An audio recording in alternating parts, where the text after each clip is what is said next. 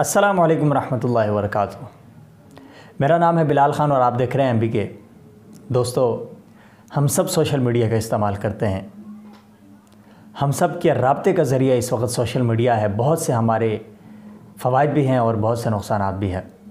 مجھ سمیت ہر بندہ انسان ہونے کے ناطے خطا کار بھی ہے، خطا کا پتلا ہے، اور خاص کر انٹرنیٹ کے زمانے میں جہاں پر بہت سی بے احتیاطیاں ہو جاتی ہیں، ان میں کچھ ایسی چیزیں ہیں جو بہت عام لگتی ہیں، جن کے بارے میں ہم زیادہ خیال نہیں رکھتے، یا جن کے بارے میں ہمارا یہ خیال ہوتا ہے کہ یہ کوئی اتنی اہم یا کوئی اتنی سخت چیز نہیں ہے، یا اس کی کوئی حدود اتنی زیادہ سخت نہیں ہے۔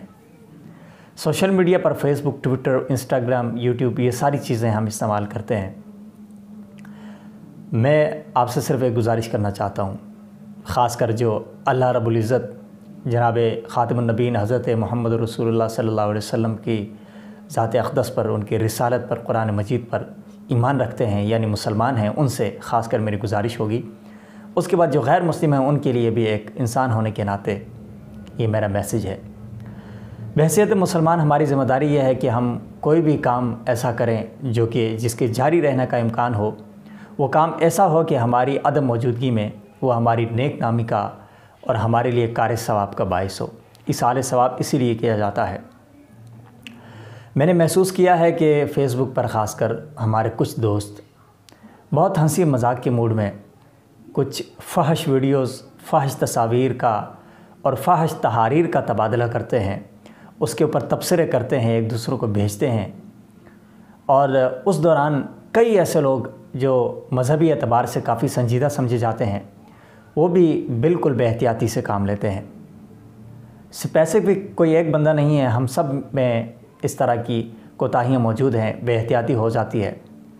تو خاص کر جو ولگر ویڈیوز ہیں یا ولگر جو مواد ہے، وہ جب پوسٹ کیا جاتا ہے اس کے اوپر تبصرہ کرنا، اس کو شیئر کرنا، اس کو پھیلانا، یہ ایک ایسی چیز ہے کہ جس کا گناہ ہماری اپنی ذات کو تو ملتا ہی ہے، لیکن ہماری وجہ سے، ہمارے اس کو شیئر کرنے سے، دوسروں تک پہنچانے سے یا پوسٹ کرنے سے جتنے 100 یا 1000 لوگ اسے دیکھیں گے، جتنے اسے شیئر کریں گے اور جتنے اس کے اوپر تبصرہ کریں گے، وہ کسی نہ کسی درجے میں گناہ میں ضرور مبتلا ہوں گے، کیونکہ ایک چیز بری ہے اور اس کا انجام برا ہے۔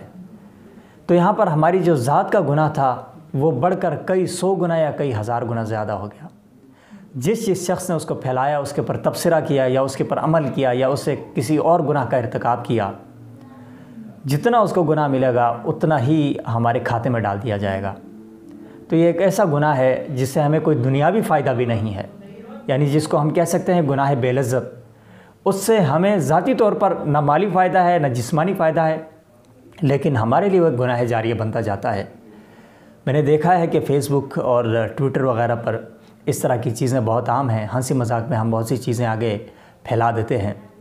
تو ایک مسلمان ہونے کے ناطے میں آپ سے گزارش کروں گا کہ اپنی آخرت برباد کرنے کی بجائے اس طرح کی چیزوں سے احتیاط کریں۔ میں نہیں کہتا کہ ہر انسان فرشتہ ہوتا ہے، نیا زمانہ ہے، نوجوان ہیں، غلطی کوتاہی سبھی سے ہوتی ہے، لیکن اس میں یہ خیال رہے کہ انسان کا ایک گناہ ہوتا ہے صرف اپنی ذات تک، اس کے اور اللہ کے درمیان اس چیز کا راز ہوتا ہے۔ اگر اللہ تعالیٰ چاہے تو اپنی ستاری کا پردہ رکھے اور اس کو معاف کر دے، لیکن جب انسان اپنے گناہوں کے اوپر کسی اور کو گواہ بنا لیتا ہے، دوسرے لوگ اس کے گناہ کے بارے میں جانتے ہیں، تو پھر اللہ رب العزت بھی اس معاملے میں باز پرس ضرور کرتے ہیں۔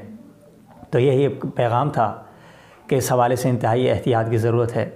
میری بات اگر سادہ ضرور ہے لیکن آپ کو سمجھ آئی ہے تو اس کے اندر ایک بہت بڑا پیغام ہے، اور اللہ رب العزت ہم سب کو اس کے اوپر عمل کرنے کی توفیق دے، اور اس طرح کی چیزیں پھیلانے سے پہلے ہمیں ضرور سوچنا چاہیے کہ آیا یہ جھوٹ ہے یا سچ ہے، پہلے اس کی تحقیق ہو۔ کوئی ایسی چیز جو اس کے اندر فحاشی واضح ہو وہ تو کرنی ہی نہیں چاہیے۔ عام جو خبریں ہوتی ہیں ان کے اوپر بھی ہمیں پوری تحقیق کرنی چاہیے کہ میں جو تحریر شیئر کر رہا ہوں اس کی کوئی حقیقت بھی ہے یا اس کی کوئی بنیاد بھی ہے، یا جو خبر ہے اس کی صداقت کتنی ہے۔ یہ بحیثیت مسلمان ہماری دینی ذمہ داری ہے، اور بحیثیت انسان ہماری اخلاقی ذمہ داری ہے۔